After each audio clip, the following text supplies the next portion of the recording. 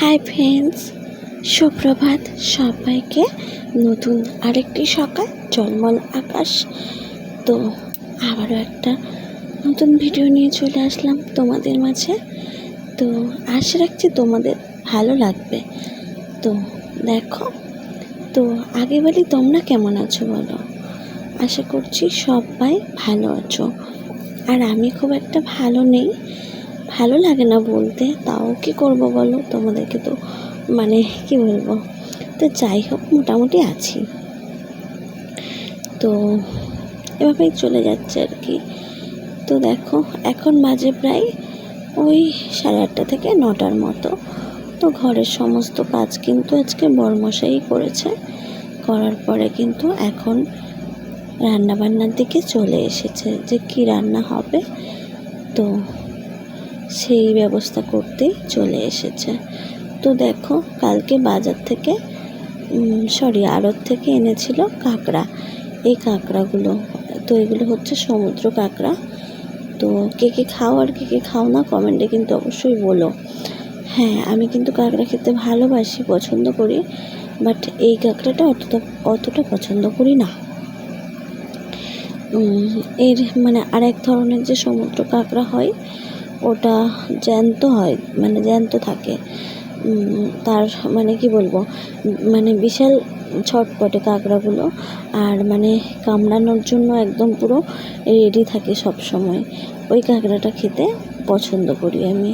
আর যেগুলো ছোট ছোট কাঁকড়া হয়, তেলে এই চিতি কাঁকড়া, এইসবগুলো বেশ পছন্দ করি। তো এটা খুব একটা ভালো লাগে না।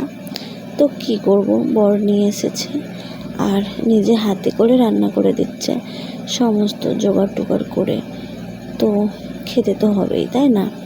না পছন্দ করলেও, না ভালো লাগলেও, কেউ যদি রান্না করে দেয়, সেই খাবারটা কিন্তু মানে অনেকই ভালো লাগে। আর সেটা যদি নিজের ভালোবাসার মানুষ বর হয়, তাহলে তো আর কোনো কথাই হবে না। তখন মনে হবে একটাই কথা, যে আমার শরীর খারাপ, আমি করতে পারছি না, না খেয়ে থাকার থেকে এটাই তো বেটার না, যে সে আমাকে করে দিচ্ছে।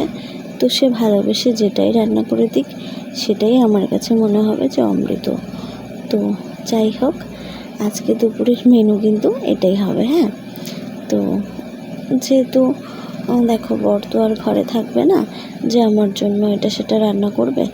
আর আমি এখন খুব একটা বেশি খেতেও পারছি না, এটা সেটা হাবিজাবি খেতেও পারছি না। তো সেজন্যই আর কি, শুধু এটাই রান্না হবে।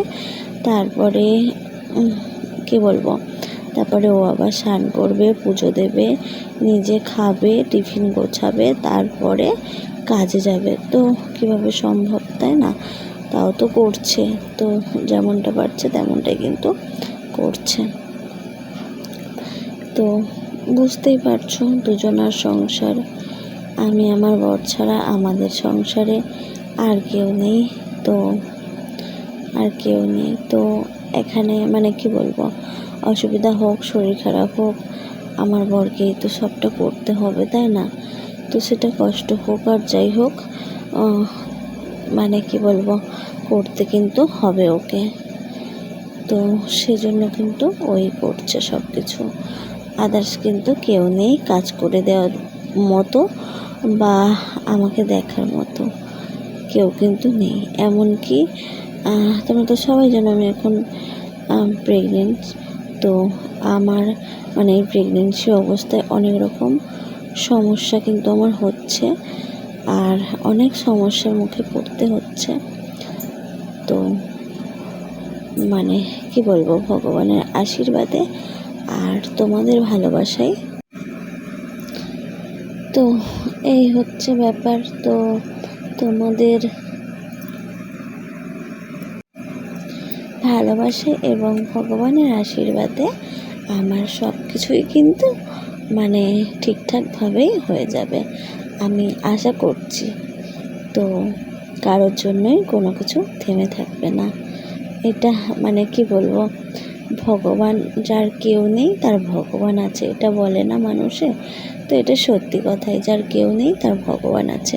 আমার কেউ নেই, মা নেই, এমনকি আমাকে দেখারও কেউ নেই, তাই বলে কি আমার সব কিছু আটকে থাকবে? কোনো কিছুই আটকে থাকবে না।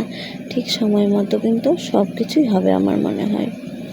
তো একটু কষ্ট হবে এই আর কি, নিজেদের কষ্ট হবে। তো যাই হোক, সব কিছুতেই তো কষ্ট আছে, কম আর বেশি। হয়তো সবাই দেখার লোক থাকলে বা সবাই থাকলে কষ্টটা কম হতো, সেখানে আমার হয়তো কষ্টটা বেশি হবে। তো কি হয়েছে, কিছু মানে কি বলবো, সব সময় তো সুখ হবে বা সুখের ভালো দিন হবে বা সুখের সময় হবে এটা তো নয়, তাই না?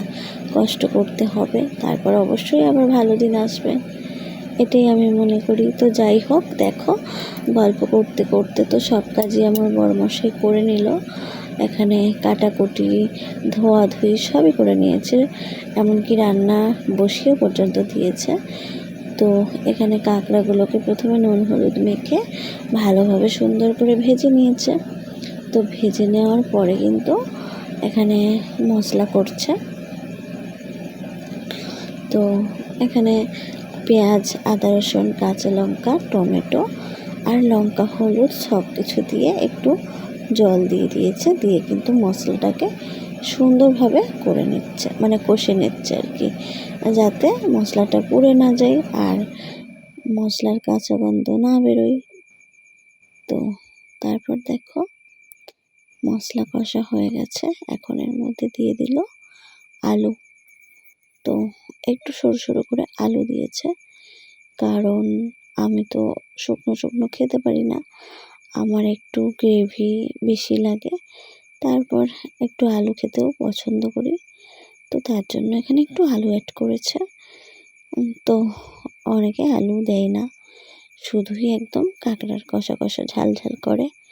তো আমি যেহেতু আলু পছন্দ করি, তাই আমার জন্য একটু আলু কিন্তু দিয়ে দিয়েছে। বর কিন্তু আলু অতটা খায় না, মানে একদমই পছন্দ করে না। শুধু আলু কেন, কোনো সবজি ও পছন্দ করে না। তো দেখো এখানে আলুটা দিয়েও কিন্তু ভালোভাবে মানে কষিয়ে নিচ্ছে, আলুটা যাতে একটু ভালোভাবে ভাজা ভাজা হয়ে যায়। তো এইভাবেই রান্নাটা করে নিচ্ছে, তারপরে জল অ্যাড করে দেবে, এভাবেই রান্না করবে। তো তারপরে চান দান করবে, পুজো দেবে, সমস্তটা করে তারপরে যাবে কাজে। তো কী করবে বলো, আমাদেরকে নিজেদেরকেই সবটা করতে হবে এখন দুজনকেই। আর আমার এখন এতটা শরীর খারাপ লাগছে যে আমি গ্যাসের কাছে না দাঁড়াতে পারছি না, আর পায়ে তো প্রচণ্ড ব্যথা করছে, পা হাত মুখ পুরো শরীর আমার ফুলে যাচ্ছে। আর আমি যে দাঁড়িয়ে রান্না করব, এতটা গরম লাগে গ্যাসের কাছে দাঁড়ালে, গরম লাগে, কীরকম অসহ্য লাগে, আমি দাঁড়াতেই পারি না, পুরো হাঁপিয়ে যাই, খুব কষ্ট হয়। সেটা দেখেই বড়মশাই আমাকে আর রান্নার কাছে যেতে দেয় না, ও নিজেই করে। এক একদিন আমি যদি ভালো থাকি তো আমি জোগাড় করে দিই বসে বসে, আর ও রান্নাটা করে। তো এভাবেই এখন চলছে আমাদের দিন, এভাবেই এক একটা দিন কাটছে, আর কি করব বলো। তো যাই হোক, দেখো এখানে জল দিয়ে দিয়েছে, জল দেওয়ার পর কিন্তু কাঁকড়াগুলোও দিয়ে দিয়েছিল, তারপরে দেখাতে পারিনি, তারপর পুরো রান্নাটা হয়ে গেছে। তো দেখো আজকের ভিডিও এখানেই শেষ করলাম, ভালো থেকো, টাটা।